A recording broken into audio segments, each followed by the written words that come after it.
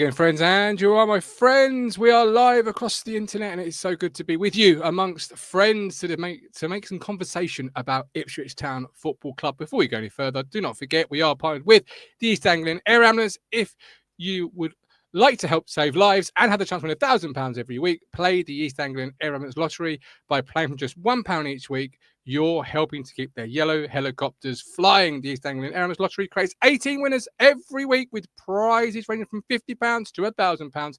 Over 18s only. T&Cs apply. Links in our description. And as I always say, please, whatever you do, gamble responsibly. Start with the read there from our friends at East Anglian Air Ambulance, because I've had a tooth out, ladies and gentlemen, and my mouth is not happy.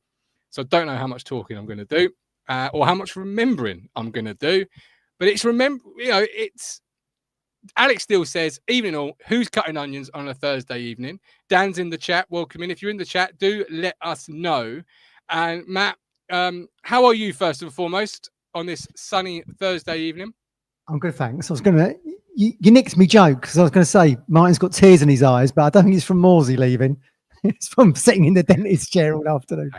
I hate the dentist. I hate the dentist, and I hate goodbyes. And we have to say goodbye because it has been announced that Sam Morsy is departing the football club. We all knew it. It was all in the media for several days. Just all that was missing was the confirmation. I kept seeing different social media posts about how his wife has posted this. There was tearful goodbyes at clubs and things like this, and it was inevitable. And it kept sort of rumbling on that it hadn't been confirmed but it has been confirmed now, and there's been videos galore from the football club, as you would expect, one of which is the squad all having a few moments to camera, which I think maybe was where Alex was cutting onions.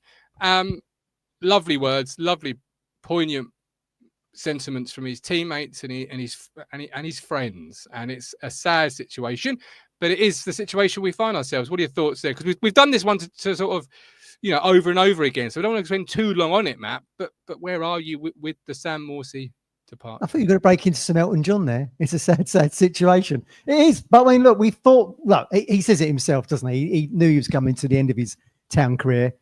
If not this summer, then probably next summer.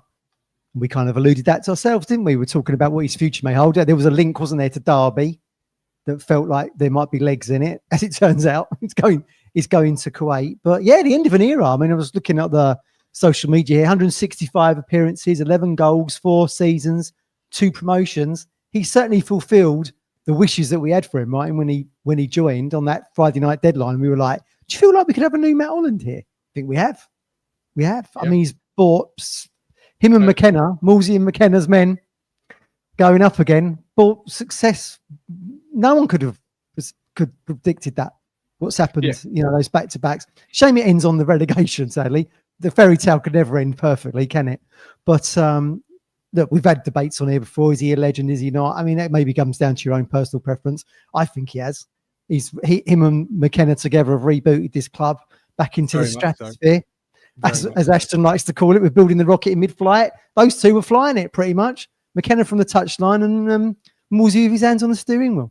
So brilliant, fantastic. I wish him the greatest success in Kuwait. He'll be playing in their version of like the Champions League or Europa League. So I mean, that's another string to his bow, isn't it? As he sort of looks ahead towards a retirement in probably the next couple of years or whatever. I think it's a 2-year deal in it in Kuwait, so that'll probably be done and dusted then. I hope he can come back. I don't know if this has been mentioned at all on the website or whatever. I hope he can come back and actually get the cheers of the crowd. That kind of, as we said before, like Magilton did, that kind of lap of honour around the ground.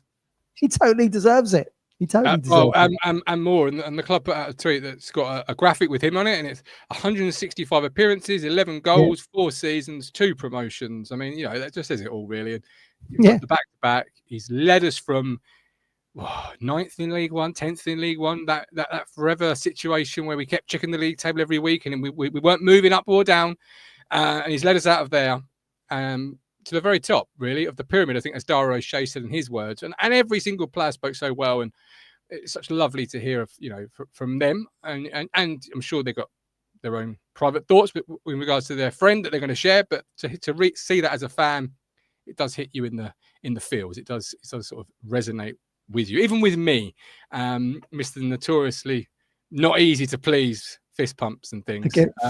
17, Gov. Get him, Yeah. Gov. Yeah, really, yeah. This is your fault, Gov. You jinx it. Get rid of a 34-year-old because he's too old. But then, well, I didn't see this coming. Didn't see this coming. But it is what it is. Now you have to cherish the memory of those back-to-back years and those back-to-back moments and all those things. And same way we did with Massimo when he left and the other players of that fairy tale journey. Get to grips with the fan that the fairy tale journey is now evolving or being built mid-flight, as you just said there, as Ashton likes to call it. And a part of that is a new arrival, Ashley Young, on a free from Everton, 40 years of age. So older than I think he's older than our manager. He is. Yeah. Just not quite pushing your age, but that's, I don't easy. I don't know how old you are. I'm just trying to fish to how old you actually are. We don't need to go down that road. We don't need Martin. to go there. Okay, no, we won't go there. What are your thoughts on Ashley Young joining the football club? I see some of the fan base is a little bit divided on this because of his age. Those ageists. Well, that's why I bring it up. If you look at his stats, though, last season his stats are fantastic. I mean, he appears in 32 matches, nearly 1,700 minutes in the Premier League this season. So he was 39 at this point. He played right back, left back, right midfield. I had a little look to see where he had kind of outperformed sort of regular defensive players in the Premier League. Adam Smith at Bournemouth, he had better stats. Ben White at Arsenal. Diogo Dalot, Man United. Kyle Walker before he went to AC Milan. Harry Clark at Ipswich. Outperformed Axel Tuanzebe in minutes, goals, assists, and defensive consistency. So, I mean, I think it's a fantastic signing. He knows McKenna. McKenna obviously knows what he's like from their time at Old Trafford. As I put on the Discord, there was no surprise to me that this story broke on TalkSport, given that two of his ex-teammates, Gabriel Bangalore and Darren Bent, are two presenters on there. You don't take a brain surgeon, does it, to work out where that had come from. And I think it's really an astute signing when you figure that Morsy has now departed the club. It's official. You're going to lose some experience, a bit of know-how. You're going to bring that in abundance with Ashley Young. Someone had put on like the Ipswich YouTube or something.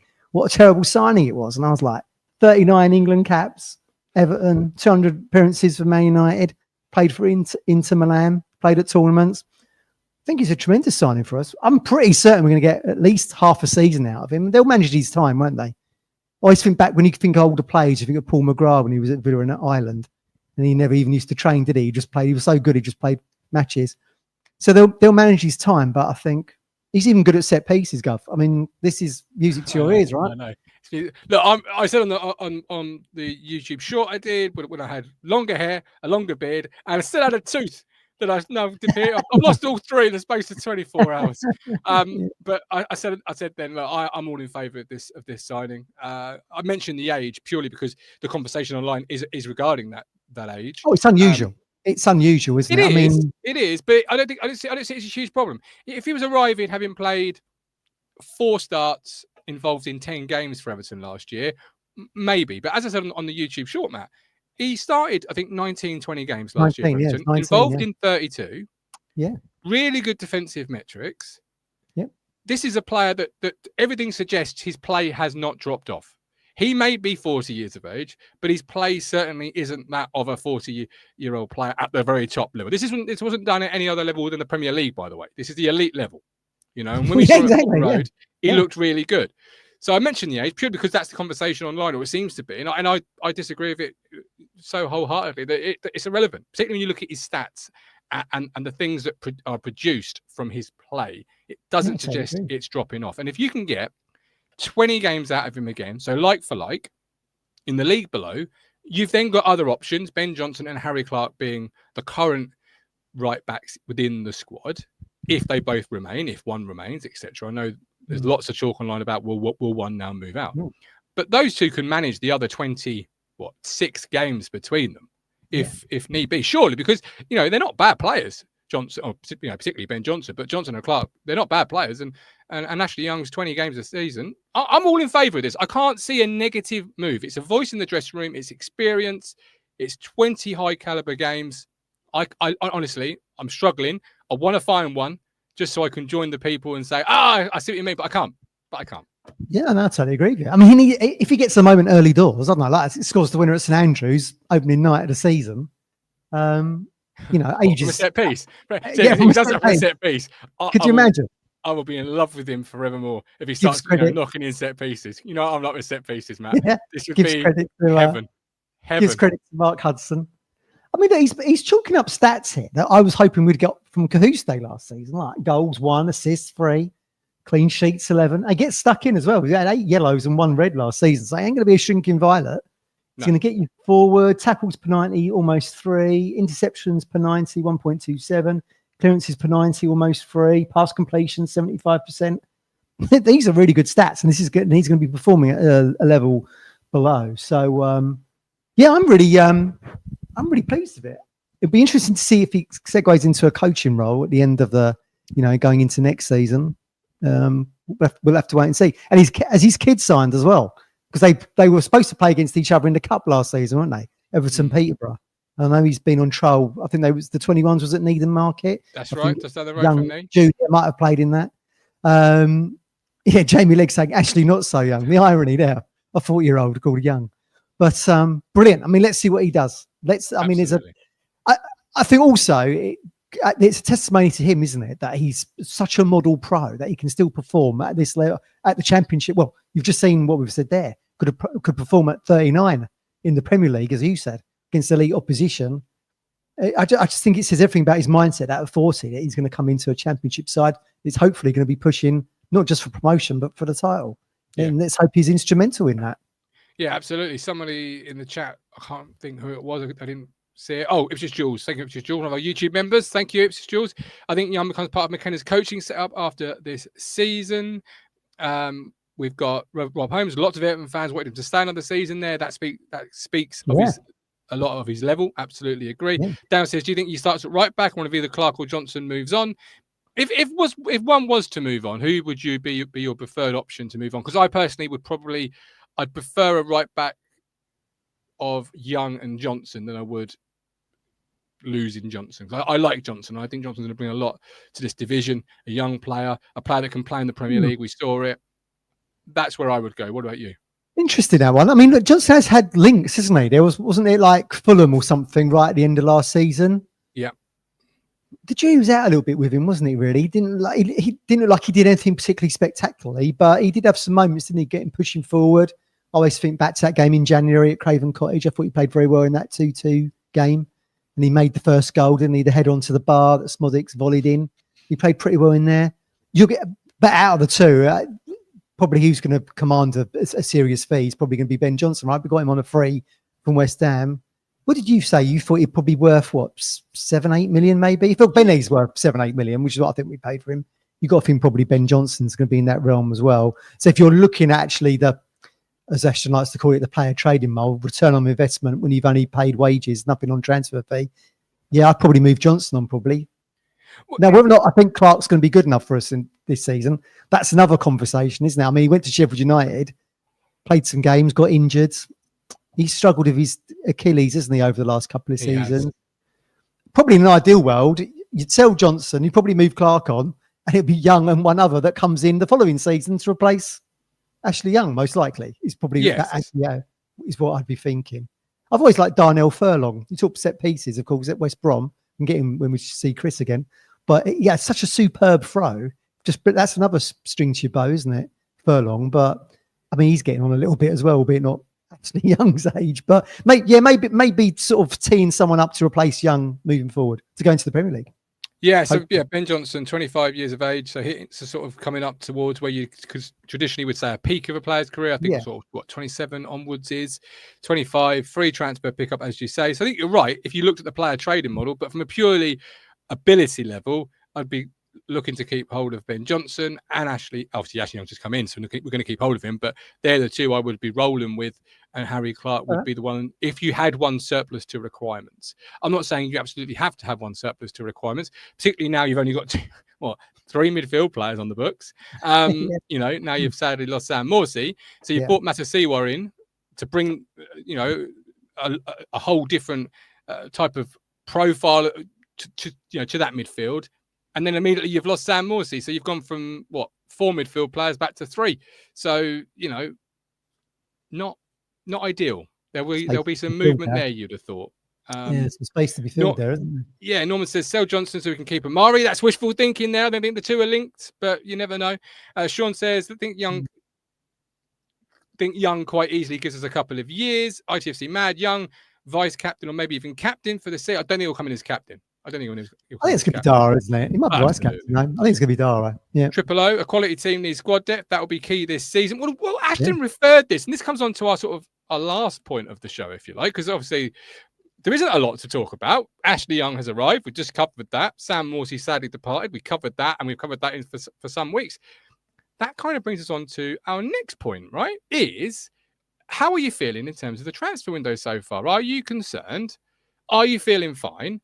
Or, what's going on? Because obviously there's lots of chat online, lots of chat in our Discord in regards to the lack of movement, the lack of players, this, that, and the other. And I put a poll up there this morning that just said, transfer window mood. How are you currently feeling about ITFC's summer transfer business so far? React below. Fine, we're doing what's needed. Happy, loving the moves we've made. Or concerned, not enough done, still gaps to fill. Now, we've had quite a few votes, and 100% have voted on concerned, not enough done, still gaps to fill. What a surprise. Where are you at on this one? Because as Triple A says, a quality team needs squad depth, and Ashton himself said, if I'm remembering rightly, squad depth is going to be important, and the squad will be tested in all these different things.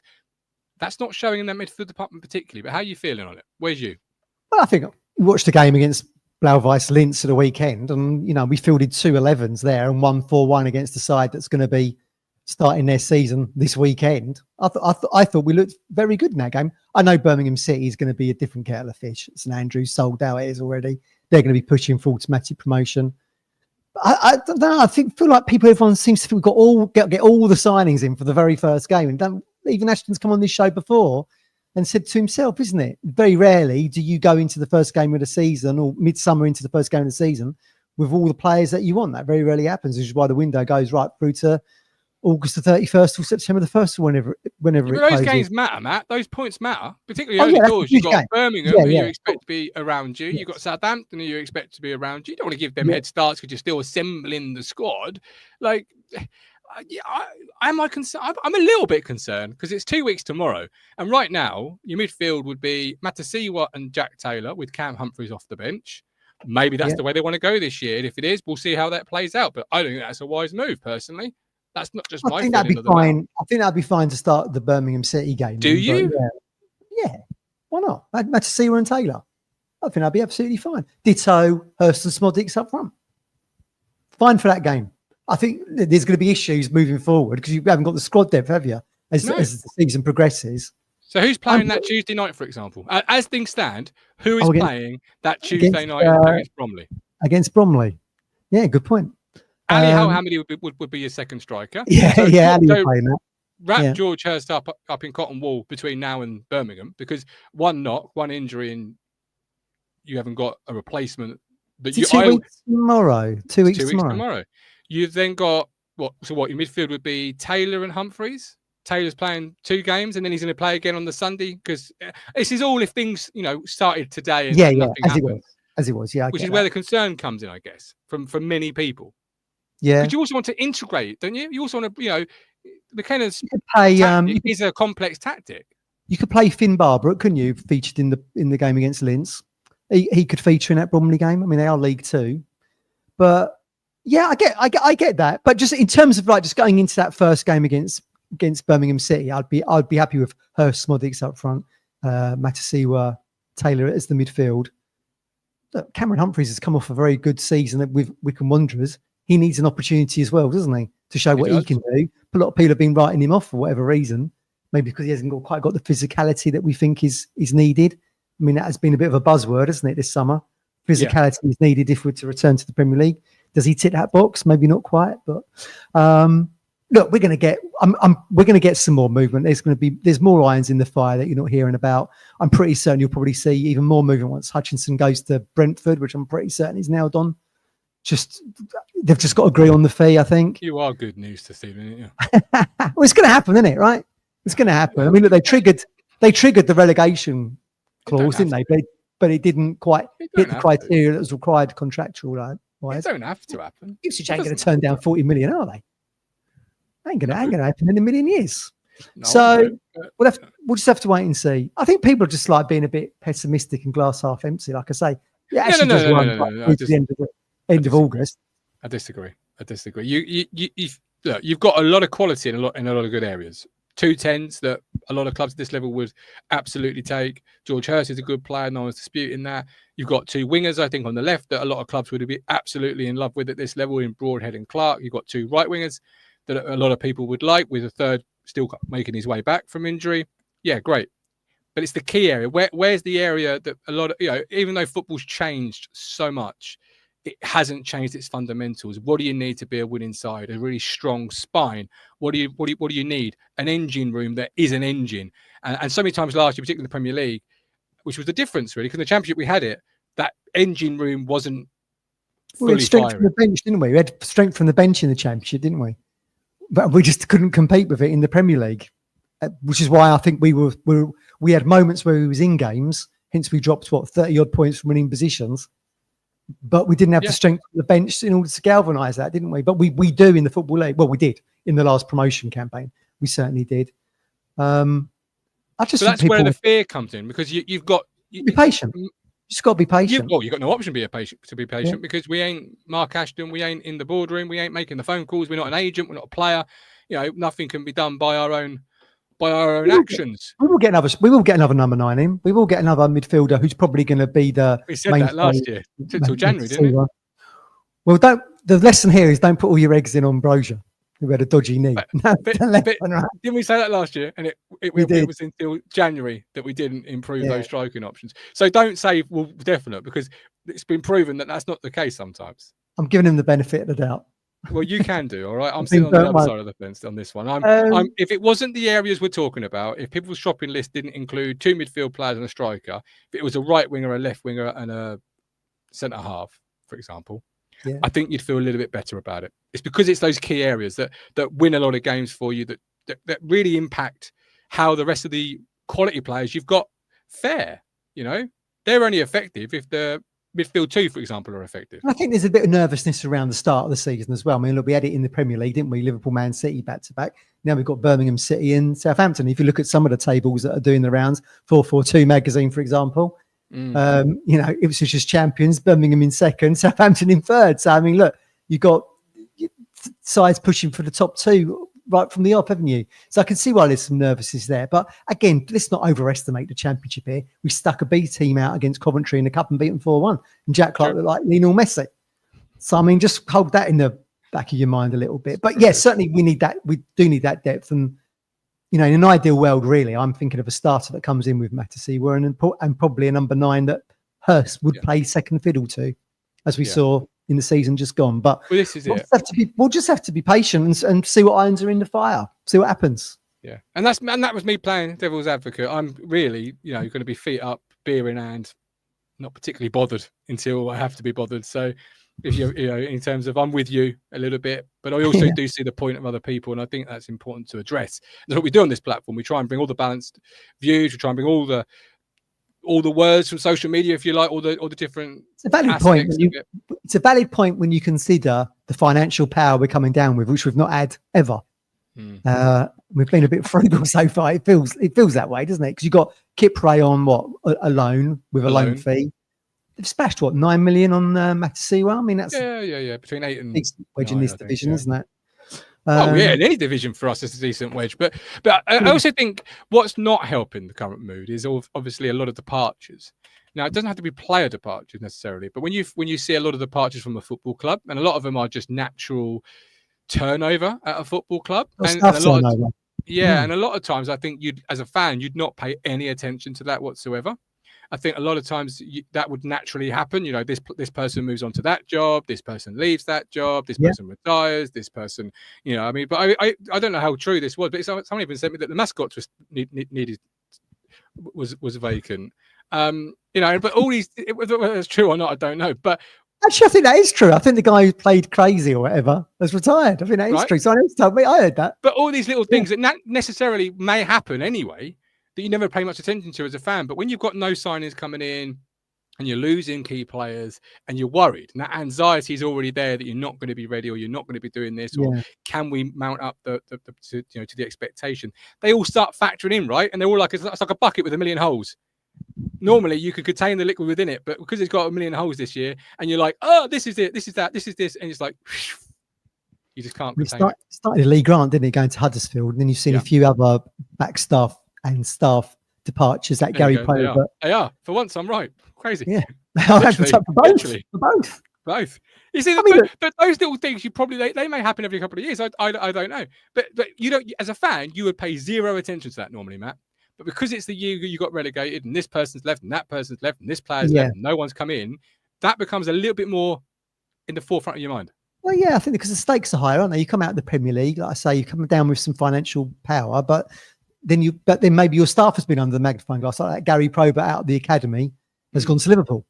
And you're never going to turn that down in a million years, is he? To go absolutely not. Of course he ain't. To the champion. So some of your staff has shown to have value that other clubs want. So we saw Lee Grant as a manager and Gary Probert going, as behind the scenes. So yeah, obviously Brian Clough moved, left the football club, which is one that is for many Town fans, that's a. Was he? Well, yeah. And there was rumours of him going to Norwich. I don't know if that's been confirmed or if I've not actually seen that. But he obviously knows Liam Manning well and his family well, doesn't he? So maybe there's a connection there. But me personally, Brian Clough's got as much blue and white DNA as we have.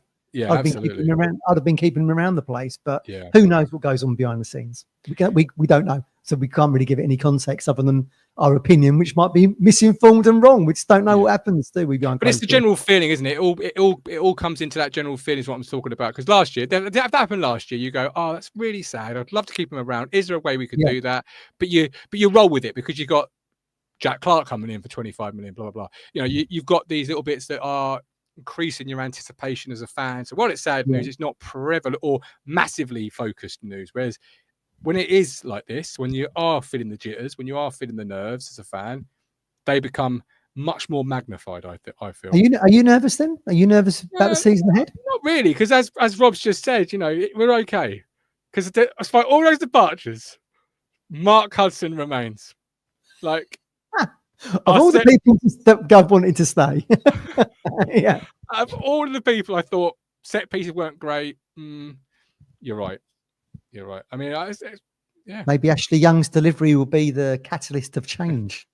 We'll have to wait and see. Yeah, but then you fall into the trap of, is it the set pieces that have improved, or is it the delivery taker has improved? Who do you give the credit to? So I'm would have to give the credit obviously to Mark Hudson in that. We went through that phase, didn't we, in League One when McKenna first come in, didn't he? And said we don't score enough goals from corners and set pieces, and then we managed to change that, didn't we, and get promoted off the back of it. So hopefully, maybe going back down into the Championship might be a little bit easier for us to cope, come up with more creative strategies in order to score. Garner chances. Because the quality of your player is really what comes down to the creative strategy, Matt. Like, I've often sat here and thought if I didn't have a Windows 95, I could be doing a Talk Sport style broadcast. I've often you still got Windows 95. Well, maybe we'll see some better delivery into the box. Hopefully, fingers crossed. Let's wait and see. And see. The irony of ironies will be: will we score within the first 10 minutes from a corner or something against Birmingham? Hey. Look, it's supposed to be me putting the excuses forward as to why it's not necessarily the set piece coaches has improved. Like, you're doing it for me. Let me come up with those excuses. I look nothing but forward to saying our set pieces are much better and praising those that are responsible. I really do. Because ultimately, I don't want to sit here and moan about set pieces.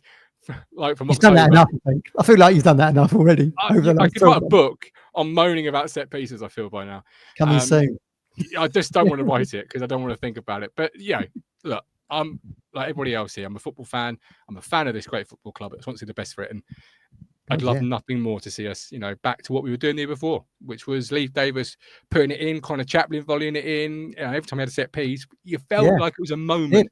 Sunderland at home springs to mind. I think it was 1-1, and you needed that big moment. The Chaplin header, and they delivered. The smallest.